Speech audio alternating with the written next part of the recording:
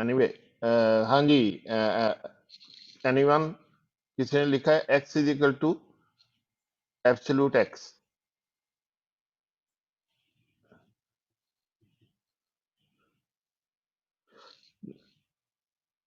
इसका C code लिखे ना पहले एब्सोल्यूट x के अंदर क्या होता होगा एक लाइब्रेरी फंक्शन है इसमें क्या होता होगा anyone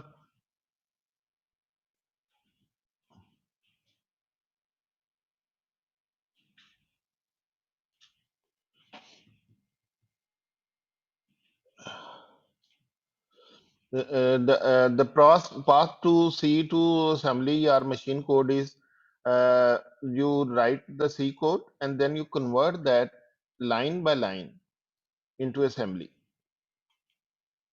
Every line you think about how to convert that into assembly.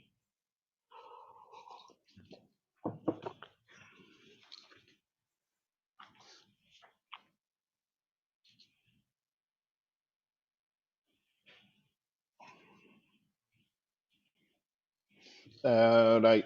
So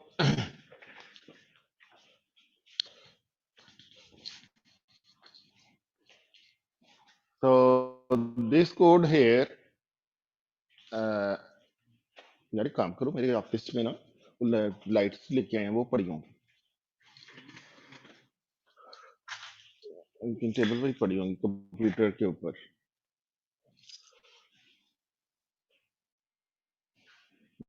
तो आखिरी क्लास है तो मैंने कहा लाइट्स लेके आए जो I want to look shiny and bright okay just kidding right so line by line how will you go this like x is equal to absolute x को करें if x less than 0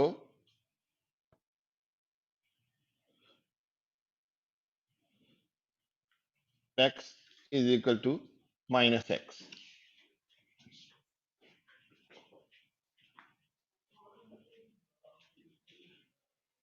so return x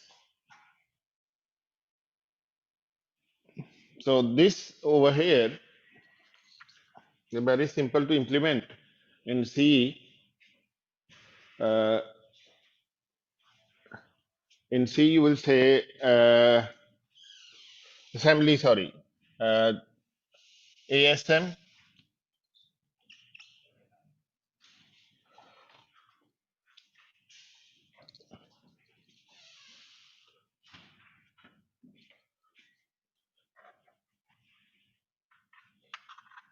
move LW 0 this will clear the W flag compare skip less than now यहाँ पर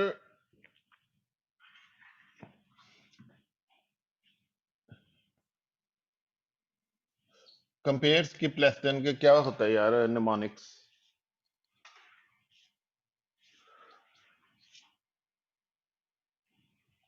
check करना है क्योंकि mnemonics print करके रखे हुए हैं इसको रहने दो भी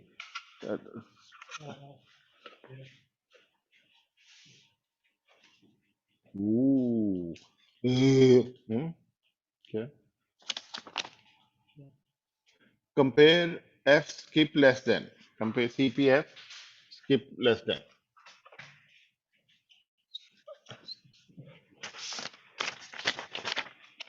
skip CPF skip less than uh, underscore x now you need to have here and if experiment and if uh, label you must have and if label because if this is not to be executed you have to jump from this part x is equal to minus x so you need to jump over this part so x is equal to minus x, इधर होनी चाहिए यार, यहाँ पे कौन रखेगा आप? चलें ठीक है। तो x is equal to minus x क्या करेंगे आप बताएगा कोई सही? Compare skip less than, so it will compare 0, and if it is less than x, x is less than 0, f is less than 0, f which is x here, f comma x, f is x here, f is less than 0, then it will skip the next instruction.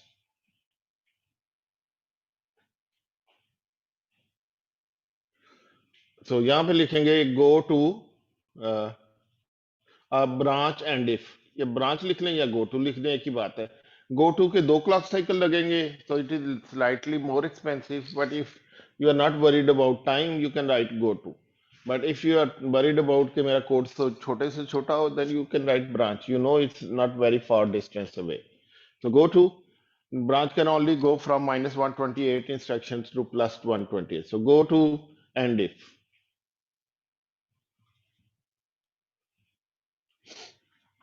And यहाँ पे label लगाने के underscore sign की जरूरत नहीं है, ये सिर्फ जो है ना वेरिएबल जो इंपोर्ट होते हैं उनके साथ जरूरत है। एंड यहाँ पे आप कहेंगे नेगेटर,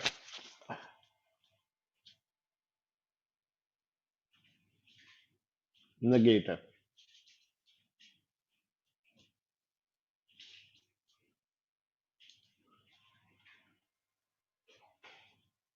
so it performs 2's complement of negative,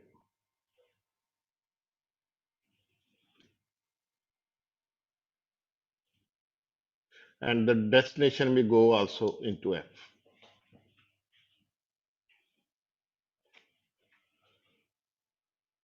So this way you will be able to do this, and after this you automatically come out of this, so there is no need to write. So go to end if is uh,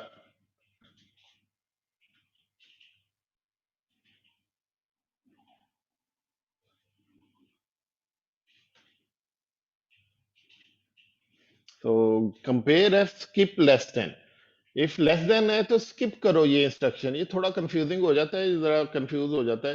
तो if less than skip this instruction है, come here. आप लोग तो young हैं, आपको इस तरह के जो है ना वो चैलेंज, इतना मसला नहीं होना चाहिए। You should be able to understand it very quickly कि क्या हो रहा है यहाँ पे। Okay, let's see another instruction, another problem.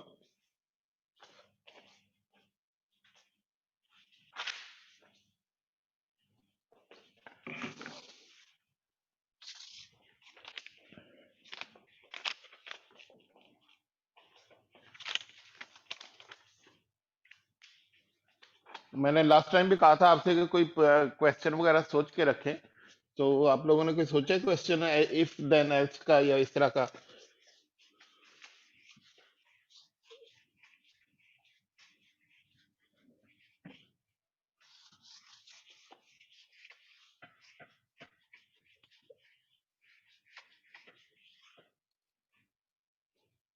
एक बड़ी प्रॉब्लम हम अक्सर एग्जाम में भी दे देते हैं कि फाइन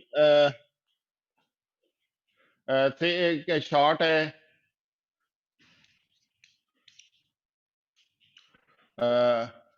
अरे 1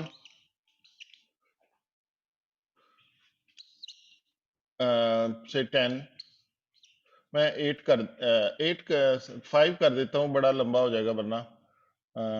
10 ही चलें, कर लेते हैं। 10 इक्वल टू 15 ऐसे random number, 19 21 minus 5 minus 7 18 minus 10 1 2 3 4 5 6 7 8 9 और 10।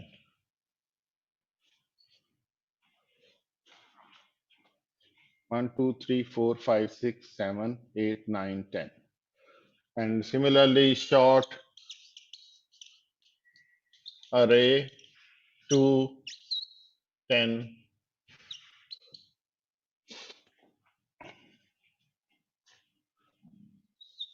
इसका मैं नाम रख, इसमें भी कोई एलिमेंट डाल देता हूँ, -15 18 25 100 97 -100 24 11 5 -19 1 2 3 4 5 6 7 8 9 10, तो 10 इसमें भी हो गए। शॉर्ट ग्रेटर देन अरे 10।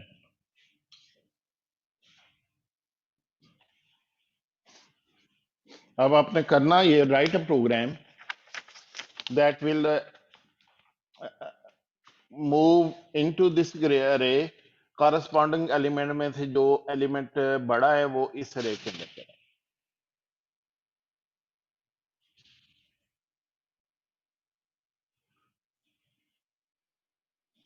So to array, remember array one here. I just want to explain how the memories and arrays work. Everything, चाहे structure दो कुछ भी हो, array this is how they work in assembly language. So this array 10 is basically a pointer. Array 1 जो है ये pointer है इस नंबर का। array 1 plus 1 ये है, array 1 plus 2 ये है, array 1 plus 3 ये है, if array 1 plus 4 है ये है, array plus ये इस तरह से। अगर array 1 plus 0 से स्टार्ट हो रहा है ना, तो 10th एलिमेंट जो है वो असेंबली लैंग्वेज में 10th एलिमेंट वो आपको नहीं कहेगा कि array out of bound, assembly में नहीं कहेगा, वो असेंबली में कोई एरर नहीं आएगी। तो यहाँ पे अगर मैं 10th element access 11th element access करूंगा, जो कि 0 से 9 के बाद 10th बनता है, नंबर 10, यहाँ से अगर वो एक्सेस करने की कोशिश करूंगा तो मुझे क्या मिलेगा, वो इसी अरे के ऑफसेट से -15 मिल जाएगा, if they are both contiguous in the memory. अगर यहाँ बीच में मैंने कोई और मेमोरी लोकेशन नहीं है डिस्क्राइब की हुई, तो ये इस तरह से ये मुझे मिल जाए। तो यू कैन सी हियर कि किस तरह से वो मेमोरी एड्रेसिंग होती है। अरे 2 का जो है वो पॉइंटर है, इट पॉइंट्स टू -15। GT एक पॉइंटर है, वो भी points to some memory which is not initialized right now. So if I write a C code, what will be the C code for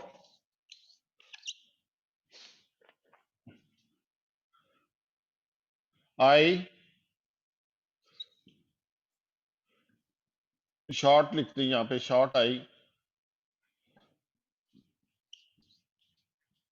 micro controller तो ये नहीं करने देता, वो सारे वेरिएबल पहले डिफाइन करने पड़ते हैं। Short i equal to 0,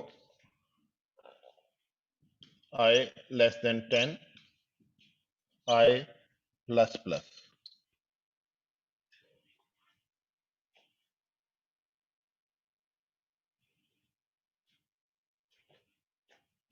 if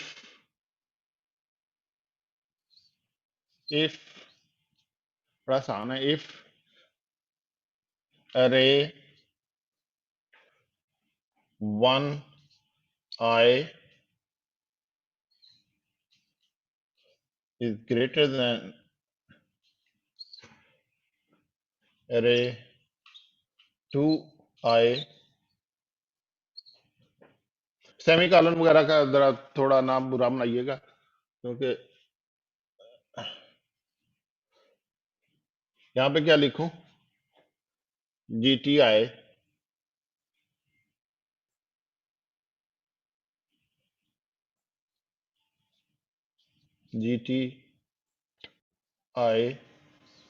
is equal to, आवाज आ रही है, GTI is equal to AI,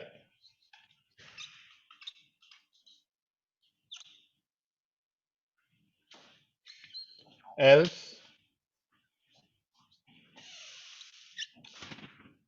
GTI is equal to array 2i.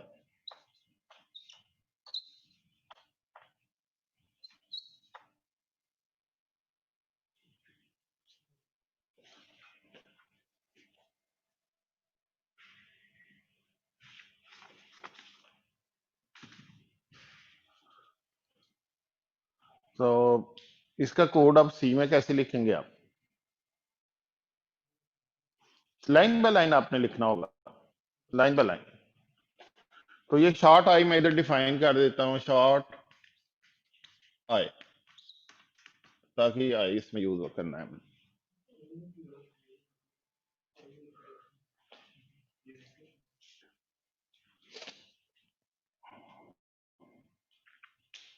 अब आई ने इंक्रीमेंट होना है और उसमें कंपेयर होते जाना है, it is less than 10। So if the comparison is true, ये वाली इंस्ट्रक्शन एग्जीक्यूट होगी। If the comparison is false, it will come out of the loop.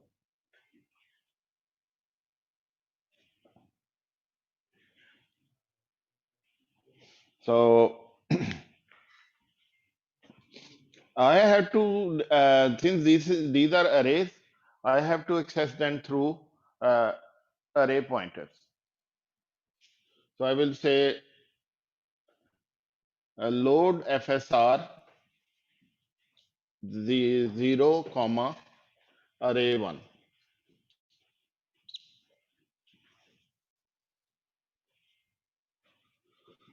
Then I will say ये वाला पहले पॉइंटर को एक्सेस करेंगे, लोड FSR 1, दूसरा pointer हम यूज कर लें array 2 के लिए। अब अक्सर प्रोग्राम्स में ये 3 अरेज एक्सेस हो रही होती हैं साइमल्टेनियसली, तो अगेन वही चीज आ जाती है कि you have this what is called quantitative design that most time you are talking to 3 arrays, so that's why they have 3 array pointers. अगर इससे ज्यादा है तो थोड़ा मुश्किल हो जाता है, लेकिन अक्सर दो अरे होती हैं या फिर 3 अरे होती हैं। तो 3 अरेज के लिए उन्होंने ये आपको दे दिया हुआ। सर यस सर, आज आखिरी क्लास है, थोड़ा सा कम पढ़ा दें सर आज। यार ये चीज तो आनी है एग्जाम में। Yes sir. सर ये आखिरी चीज है ना? आखिरी चीज है, ये आखिरी एग्जाम्पल है। Thank you sir. आखिरी एग्जाम्पल, ये इस तरह की चीजें आएंगी एग्जाम में, इसलिए मैं पढ़ा रहा हूँ। सर एग्जाम थोड़ा आसान बना दीजिएगा। बहुत आसान होगा, फिक्र ना करें, इंशाल्लाह सर, इंशाल्लाह। ये दोनों में पॉइंटर आ गए हैं मेरे पास। तो सर एग्जाम छोड़ें, आप सीईपी दे दें एक और सीईपी दे दें एग्जाम की जगह। नहीं सर, नहीं नहीं नहीं नहीं नहीं नहीं सीईपी एक ही आगे, वो उसका आप लोगों ने खप डाल के कि एक सीईपी के पार्ट 3 ना दें, पार्ट 3 ना दें। पहले तो वो तो आपने पहली सीईपी कंप्लीट नहीं की, पार्ट की इतनी खप डाली है कि रहने दें। आपने भी मुझे मिले की चलिए सर, जो दो आपने मुझे मिले की है ना आप। सर पार्ट 3 अगर वैसे ही आप अपलोड कर दें जस्ट फॉर फन एक्टिविटी, वो हमें वैसे ही सेंड। यस सर, अगर वो इंक्लूड नहीं होनी ग्रेडिंग में तो जस्ट फॉर फन एक्टिविटी वो आप हमें सेंड कर दें। कहीं देखें मेरी शक्ल पे, कहीं कोई मेरी शक्ल पे देखें कहीं जोकर लिखा हुआ है, गौर से देखें कहीं लिखा हुआ है कहीं। सर खूबसूरत लिखा है सर। सर बहुत खूबसूरत है आप। अच्छा जी, थैंक यू वेरी मच, बहुत खूबसूरत। अच्छा जी, so right, so 0। Sir I love you. हाँ जी okay, so load FSR 0 array 1, load FSR 1 array 2। तो अब ये पॉइंटर हमारे पास आ गए, 2 पॉइंटर रजिस्टर आ गए। तो जल्दी से खत्म करते हैं और मेरा ख्याल इसको एंड करते हैं। तो तीसरा आ जाएगा लोड FSR 2, GT। अब अरे अब फॉर लूप बनानी है हमने, तो फॉर लूप के लिए हमें चाहिए कि एक एंड फॉर चाहिए कि जब ये ना चले तो हम एंड फॉर पे चले जाएं, वरना ये चलती रहे। एंड फॉर हमें चाहिए और एक वेरिएबल आई चाहिए। तो मूव LW, यहाँ पे हमने फॉर स्टार्ट किया। फॉर अगर एक से ज्यादा स्टेटमेंट हो फॉर की तो फिर आपको फॉर 1, फॉर 2, फॉर 3 लेबल देना पड़ता है, क्योंकि गो टू फॉर करेगा तो उसको पता नहीं लगेगा फिर किस फॉर पे आप जा रहे हैं। तो गो टू फॉर, फॉर 1 इसको करें। इस तरह अगर बीच में कहीं एक और फॉर आ जाती है तो वो फॉर 2 हो जाएगी। तो फॉर 1, फॉर 2, फॉर 3, इस तरह से। तो फॉर 1 इज दिस।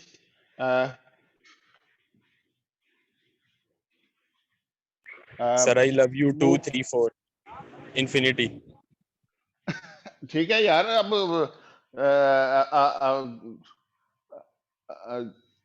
छोड़ें इसको, जरा स्पीकर ऑन करें यार अपना।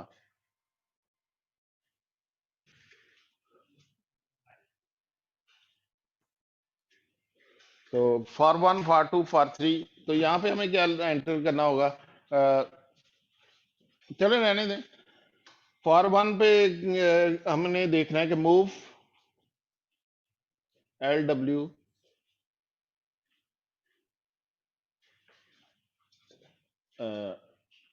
यहाँ पे एक डालना पड़ेगा, ये इससे पहले ही फॉर 1 से पहले मूव LW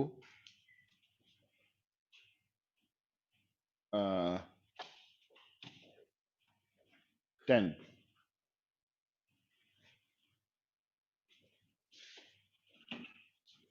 सर जीरो नहीं डालेंगे? मूव क्लियर एफ कर लेते हैं। हाँ सॉरी, क्लियर एफ मैंने कोई लिखा नहीं हुआ, सही बात है। मैं खुद ही इस वक्त आपके सामने लाइव प्रोग्रामिंग कर रहा हूँ। क्लियर एफ आई, आई हो गया 0, और इसकी डेस्टिनेशन भी आई डाल देते हैं कि क्लियर करके इसको दोबारा आई में डालो, वरना इसने डब्ल्यू को क्लियर कर देगा। Clear F I, I clear हो गया तो ये वाली इंस्ट्रक्शन हो गई है। तो इन तीनों के हमने पॉइंटर पकड़ लिए हैं, ये वाली इंस्ट्रक्शन हो गई है। अब हमने करना है मूव LW 10, ये वाली इंस्ट्रक्शन हो गई। Compare F skip less than I।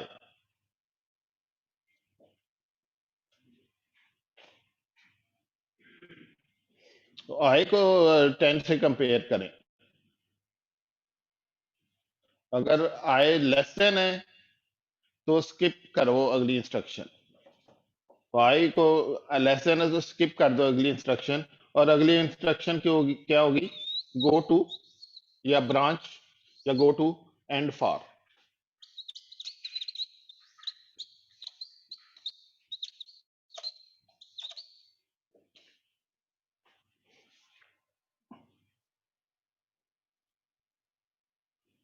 तो अब इसके अंदर आपका सारा वो कोड आएगा। थोड़ा सा इधर करना यार इसको।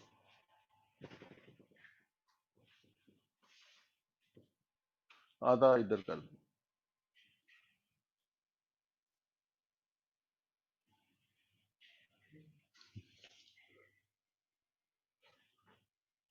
तो यहाँ पे कोड आ जाएगा। गो टू के बाद ये सारा लूप आपकी फॉर लूप यहाँ पे आएगी।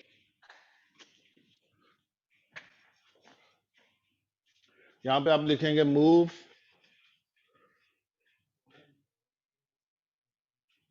FW, move F underscore,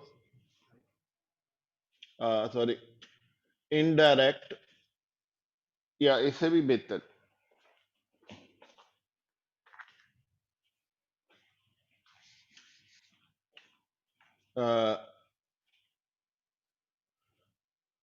post increment.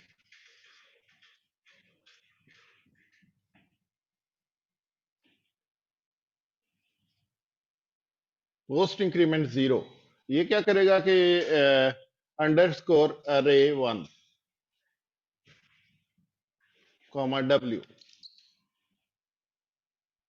ये क्या करेगा कि अरे 1 को उठा के W में डालेगा उसका एलिमेंट, और उसके बाद जो भी अरे 1 की वैल्यू, फर्ज करें अरे 1 जो है मेमोरी में एड्रेस नंबर 50 पे उसने डिफाइन की है, तो इसके बाद ये 50 एड्रेस इसका होगा, फिर 50 एड्रेस इसका है, ये मेमोरी एक्सेस, इसको बाइनरी डेसिमल में उसने इसको मेमोरी वेरिएबल 50 पे डिफाइन किया उसने।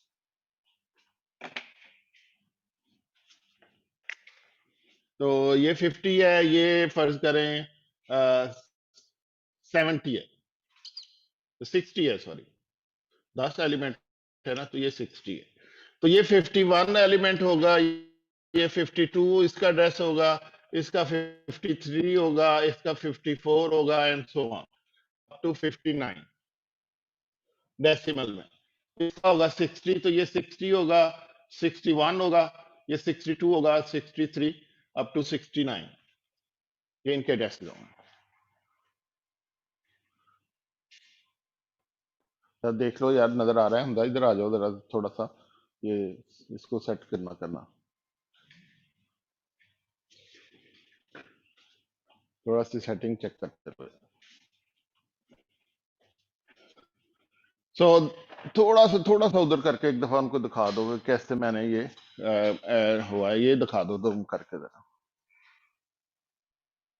ठीक है। ये नंबरिंग इस तरह से, ये एड्रेसेस हैं, ये उस एड्रेस पे पड़ी हुई वैल्यू, ये address value, address value, address value, address value and so on, address value and so on. इसका एड्रेस होगा फिर, अगर इंटिग्युअसली क्या कहते हैं, कंटिग्युअसली डिफाइन किया ना मेमोरी में अगर प्रोसेसर ने, तो इसका एड्रेस होगा 70, GT का 70 हो। So when I say post move f post increment 0 array 1 comma W, it will do this, it will move W में क्या जाएगा, नजर आ रहा है, W में जाएगा मेमोरी लोकेशन, और यहां पे आएगा FSR 0,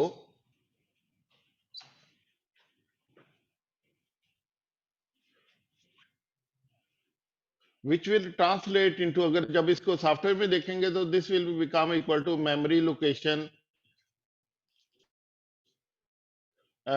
FSR, चूंकि पॉइंटर है तो FSR पॉइंटर के तौर पे यूज होगा, तो FSR is 51, वो मेमोरी लोकेशन।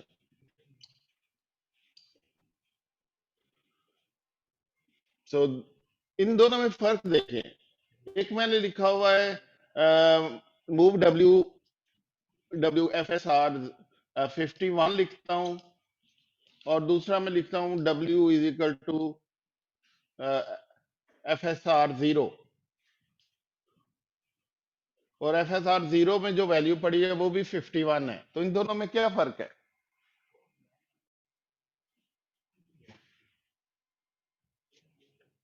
ये जमीन आसमान का इन दोनों में फर्क है। इसको कहते हैं direct addressing.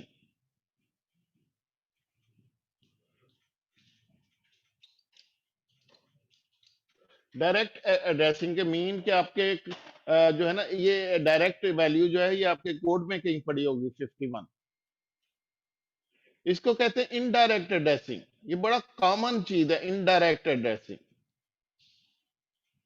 When you use a pointer to get a value, तो ये वैल्यू बाय वैल्यू पास हो रहा है, ये बाय पॉइंटर वैल्यू पास हो रही है, तो this is called indirect addressing, where you use a register, register के अंदर जो वैल्यू पड़ी है वो पॉइंट कर रही है मेमोरी को, और मेमोरी उसको उस जगह से डेस्क से लेके आ रही है। This is indirect, this is direct. When I से W इक्वल टू 51, इन तीनों में फर्क है। When I say W equal to 51, this is immediate mode, immediate addressing. So there is a hell of a difference in these three. Here your ये address है value का, memory का address है 51, which is not, you cannot do this in PIC microcontroller. You cannot specify address के इस memory address है. You can do this, you can do this, you cannot do this. in PIC microcontroller.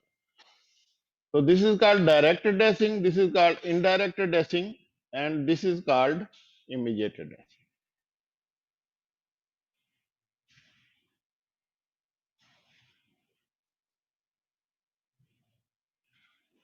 So when I say move W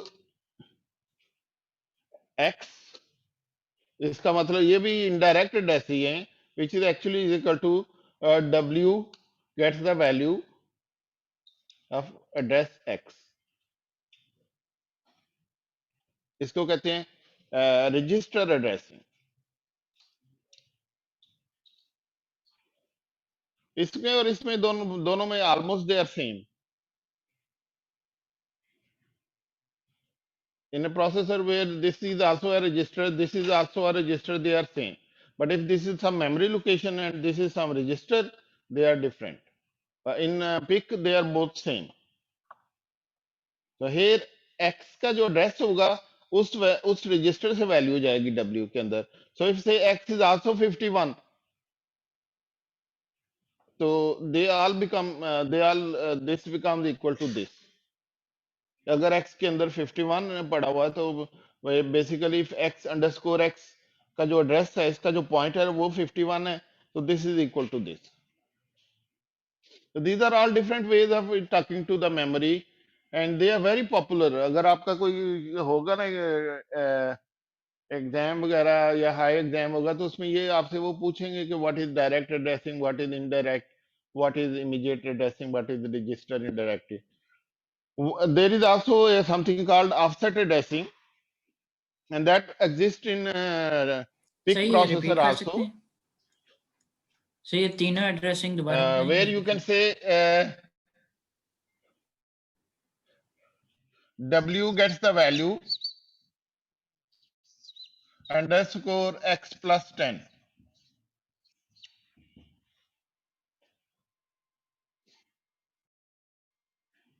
तो इसका क्या मतलब है कि इस एड्रेस अगर X में 51 पड़ा हुआ है तो this will be calculated to 61 and इस मेमोरी लोकेशन पे जो वैल्यू पड़ी है वो W में मूव करे. सो दिस को कहते हैं ऑफसेट एड्रेसिंग. ये आपका बेस है, ये ऑफसेट है. This is called offset addressing. तो ऑफसेट हो हमेशा आपको पता है कि ऑफसेट डायरेक्ट इंस्ट्रक्शन के अंदर ही कहीं अपीयर होना चाहिए ऑफसेट को, क्योंकि ये जो नंबर लिखे होते हैं ये नंबर जो है ये रॉम में जाते हैं. They are part of the ROM. So that's the scene here. Addressing modes, these are called addressing modes.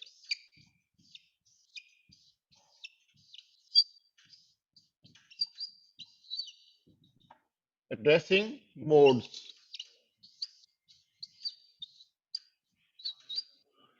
This is a very important aspect or property of an architecture of a processor कि कौन कौन से addressing mode होते हैं. Complex instruction set processor में तो बहुत ज्यादा होते हैं. उसमें आप यहाँ पे दो रजिस्टर भी लिख सकते हैं, अंडरस्कोर x अंडरस्कोर y. तो उन दोनों की वैल्यूज को ऐड करके जो एड्रेस बनेगा वहां से डाटा फैच होगा. कॉम्प्लेक्स इंस्ट्रक्शन सेट आर्किटेक्चर में बेशुमार और तरीके होते हैं, तो उनमें बहुत ज्यादा तरह तरह के डिफरेंट तरीकों में एड्रेसिंग मोड्स ऑपरेट हो रहे होते हैं in different architecture. So this is just one way. Complex instruction architecture में यहाँ W की बजाय यहाँ पर भी एक एड्रेस हो सकता है मेमोरी का. तो वो एक क्लॉक साइकिल में इंस्ट्रक्शन एग्जीक्यूट नहीं होती. It's like register move FF वाली इंस्ट्रक्शन बन जाती है. यहाँ भी एक एड्रेस है, यहाँ भी एक एड्रेस है, तो मेमोरी टू मेमोरी ट्रांसफर. आप तो सॉफ्टवेयर कॉम्प्लेक्स इंस्ट्रक्शन सेट में एक इंस्ट्रक्शन दे देते हैं, उसके अगेंस्ट 5-6 इंस्ट्रक्शन जनरेट होती हैं. There are some instruction in some processors which actually translate into 50-60 instruction in complex instruction set processing.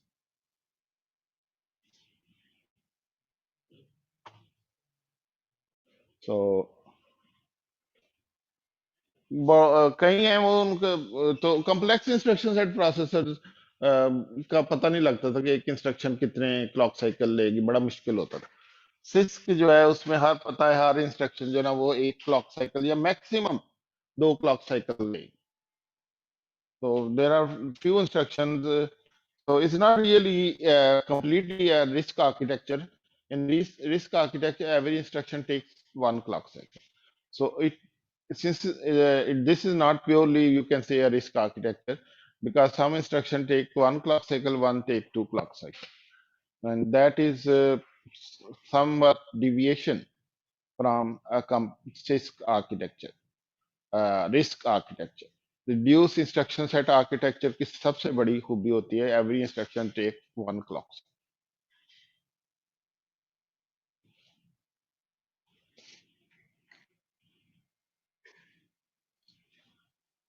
So that's the property of in RISC and CISC में ये फर्क है। एनीवे ये थोड़ी सी बहस साइड पे निकल गई। let us talk about this program that we were writing about.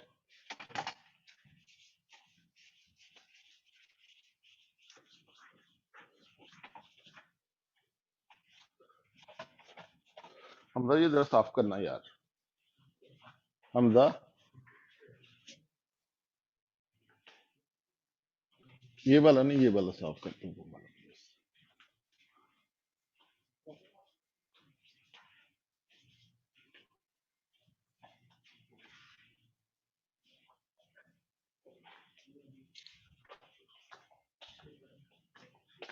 Hamza is here, सो हमने सोचा उनसे थोड़ा सा फायदा लेते हैं, अच्छी तरह मिटाना यार। So move F post increment 0 क्या करेगा? It will move into W indirect F0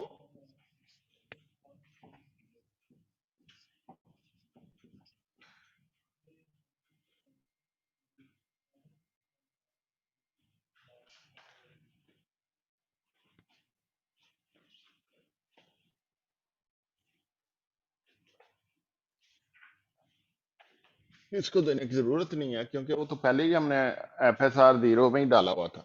indirect F0 comma W,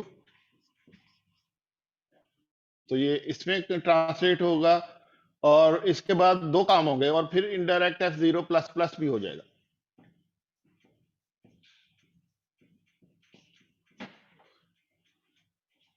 तो इसमें ये होगा कि FSR, यहाँ पर FSR जो है ना वो FSR 0 यूज हो रहा है, तो this is equal to FSR 0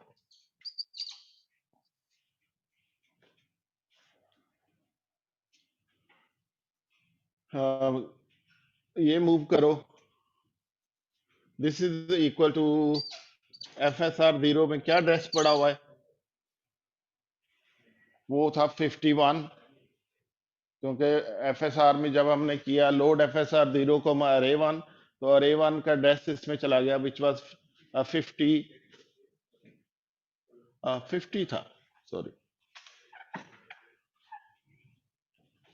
50, क्योंकि 50 से स्टार्ट हुआ है, 50, 51, 52, तो इसमें चला गया एड्रेस FSR 0 में चूंकि 50 था तो ये यहाँ पे चला गया, विच इज मूविंग W में 50th मेमोरी लोकेशन पे क्या डाटा पड़ा हुआ है, that data is data 15।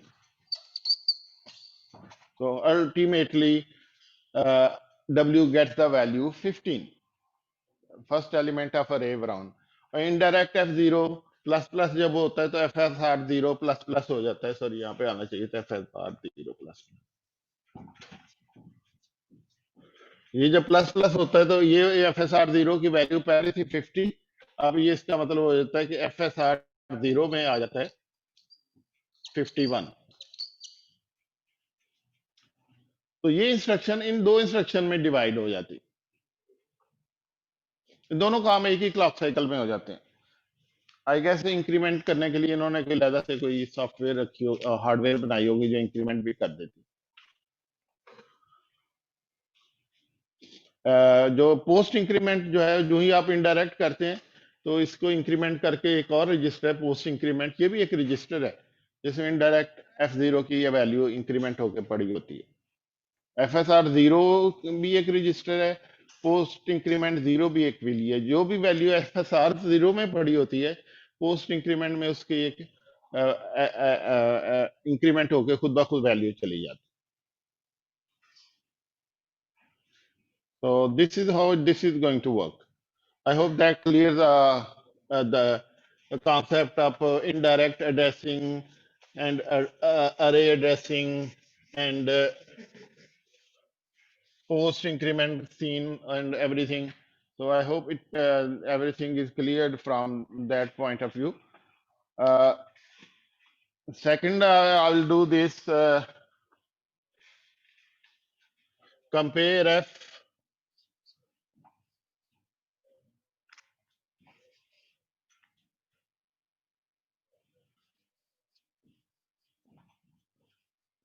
skip greater than, ये वाली साइन अब हमें चाहिए।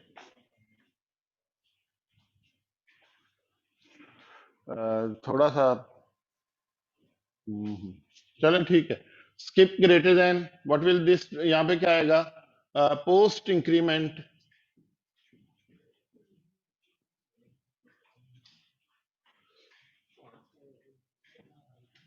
वन।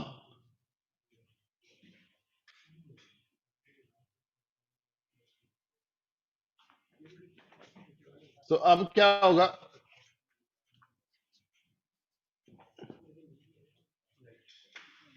अगर तो ग्रेटर देन है तो ये वाली नेक्स्ट इंस्ट्रक्शन स्किप करो। तो यहां पे मैं लिख दूंगा गो टू else1।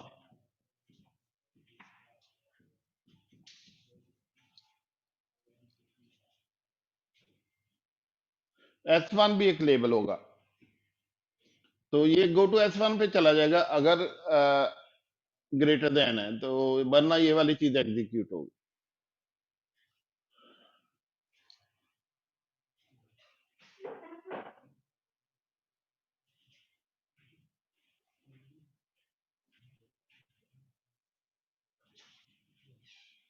तो अगर ग्रेटर देन है तो यहाँ पे आगे, यह ग्रेटर देन वाला एरिया ये है, ग्रेटर देन एरिया,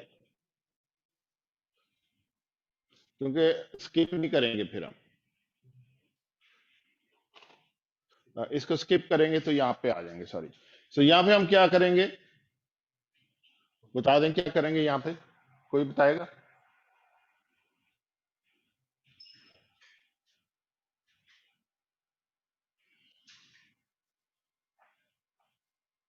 हमजा का है, लोगों ने पूछा है हमजा का सर के साथ क्या रिलेशन है। हमजा कौन हो भाई? टीए? तो आप तो पीएचडी नहीं कर रहे? ओके, ये क्या एंड क्या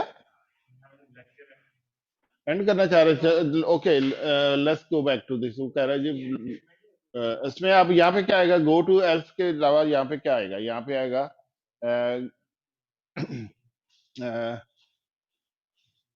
मूव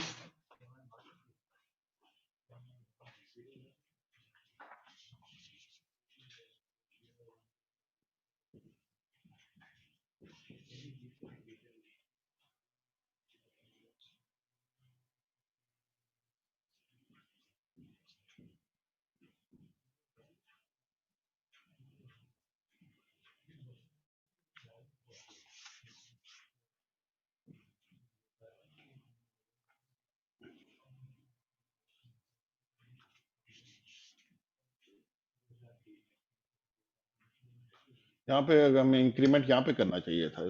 सॉरी, ये इसको निकाल देते हैं।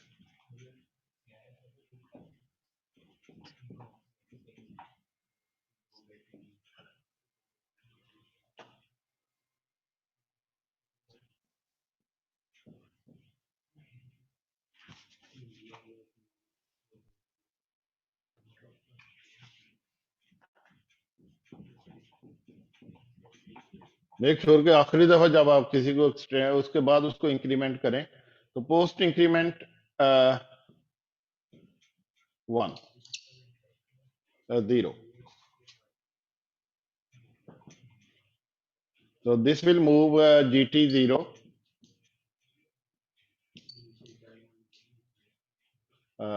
array 0 and it will increment both of them.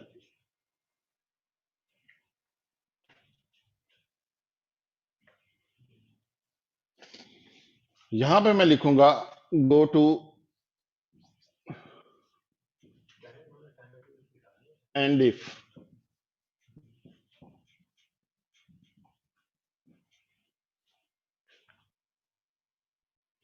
यहां पे मैं क्या लिखूंगा move ff, else1 इधर ही लिख दूंगा मैं else1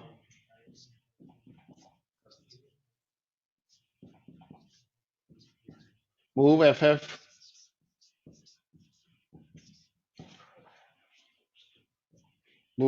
comma post increment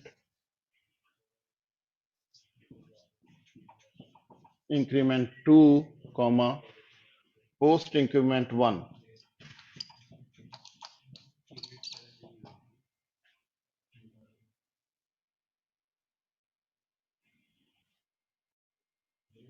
and if पे क्या आ जाएगा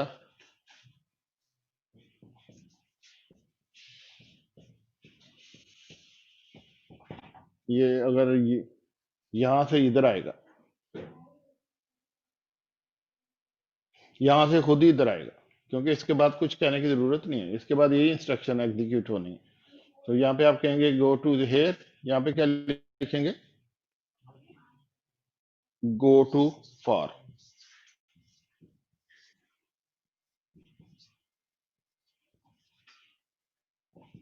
यहाँ पे आ जाएगा एंड फॉर 1.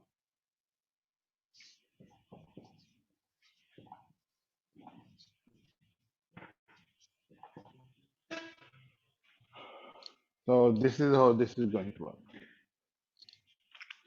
So इसके अंदर इनडायरेक्टरी पहले W में जाएगा 15 ये कंपेयर होगा इनडायरेक्ट F1 से F1 में है -15 तो 15 -15 से कंपेयर होगा चूंकि 15 -15 से बड़ा है तो ये वाली इंस्ट्रक्शन स्किप हो जाएगी वो इधर आ जाएगा उसमें वो GT 0 में 15 डालेगा और एंड इफ पे आ जाएगा एंड इफ में गो टू फॉर 1 अगला गो टू फॉर 1 में तो फिर अगला एलिमेंट ले देगा तो गो टू फॉर 1 करने से पहले यहाँ पे आपको लिखेगा इंक्रीमेंट f अंडरस्कोर i को भी तो काउंट भी प्लस प्लस करना है ना तो i plus plus this is equal to i plus plus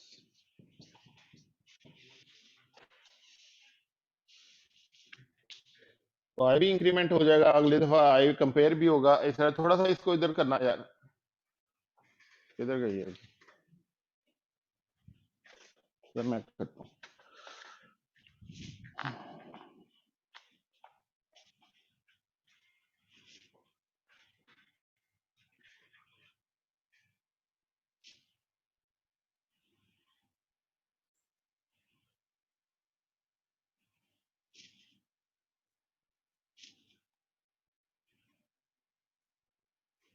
तो नजर आ रहा है सारा लिखा हुआ so this is where it is for 1 compare f तो यहाँ से ये कोड सारा यहाँ से स्टार्ट होता है this will code will do all this stuff very small code बड़ा अच्छा होगा if you can write this code and try to simulate this and go to assembly language and run this आपको जिंदगी भर ये वाली आपको काम आएगी कि किस तरह से असेंबली कोड सी में चलता है तो एक दफा इसको असेंबली में चला के आप इसको जरा इंस्ट्रक्शन बाय इंस्ट्रक्शन स्टेप करके देखें और फिर वेरिएबल देखें किस तरह से पॉपुलेट होते हैं किस तरह से W में क्या वैल्यू आती है इसको एक दफा स्टेप बाय स्टेप पढ़ना बहुत जरूरी है So maybe we'll do this tomorrow in the lab. Sir, Last lab we have tomorrow, so we can touch this in the lab. Let's end it here. Today is our last lecture and of this course. So let us end it here. So thank you very much for whoever has been coming here ever so often and who hasn't been able to come so often. All of them, thank you very much. I hope that next year, next semester, we will be able to see each other and we will be able to talk to each other in person to person. थक गए हैं यार इस तरह से, बहुत bore हो गए. So lecture is we end the lecture here. कोई क्वेश्चन अगर है तो पूछें, वरना फिर हम एंड कर लेते हैं. Any question? सर जो लैब का सामान आपने हमें भेजा हुआ है सर, आप वो वापस लेंगे? आवाज ऊंची करना यार. बोले? अच्छा. तो क्या कह रहे हैं? सर मैं कह रहा हूँ आपसे, जो लैब का सामान आपने हमें भेजा सर, वो आप वापस लेंगे? वापस लेंगे. लेना तो चाहिए, क्यों नहीं लेंगे यार? आपका क्या ख्याल है? सर हमने फीस दी है. फीस तो दी, इसका ये मतलब तो नहीं है ना कि आप एक लैब यहाँ पे हो, आप एंड ऑफ द लैब सारा सामान उठा के ले जाएं यहाँ से. हर दफा हर साल हमको लैब दोबारा सामान खरीदना पड़े यार. ये तो नहीं Sir, सर, I मैं would चाह रहा था like to keep it. Sir छुट्टियों में घर बैठ के कुछ उस पर बनाऊं, कुछ हैवी चीज इन्वेंट करूं.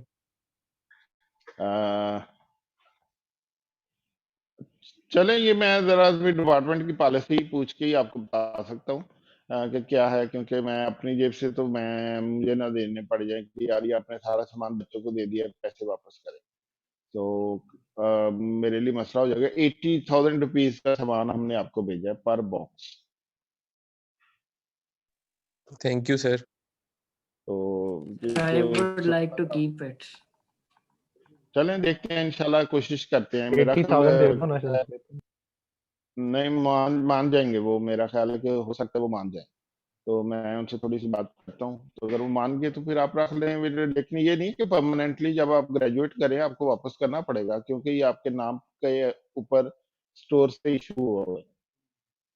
तो आप you can keep it until you graduate. तो अगले साल जब माइक्रो कंट्रोलर का कोर्स होगा तो उससे पहले पहले आपको ये वापस करना है. सर आप नेक्स्ट सेमेस्टर कोई कोर्स पढ़ा रहे हैं डीएलसी के अलावा? डीएलसी के अलावा नहीं यार, अभी तो नहीं पढ़ा रहा कोई. डीएलसी के तो देखे ना, अब उन्होंने इन पर्सन पढ़ाना है तो उसके 4 लैब सेक्शन, 6 लैब सेक्शन है, 3 थ्योरी के लेक्चर सेक्शन है. तो क्योंकि क्लास साइज छोटा रखना है इसलिए तो मैं तो वैसे ही वो उसके अंदर जो है ना, I will be probably be mad by the end of that course.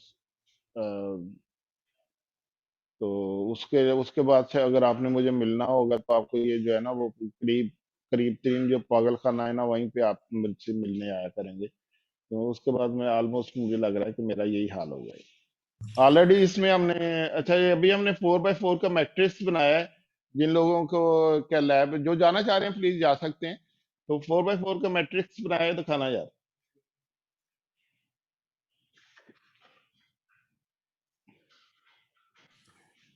सही है. जो लोग मटेरियल ये सारा इक्विपमेंट रखना चाह रहे हैं ना, इन्होंने समय बेचना इक्विपमेंट, इसलिए ये कह रहे हैं कि रहने दें हमारे पास ही. अभी रहने देते हैं ना, मैंने कहा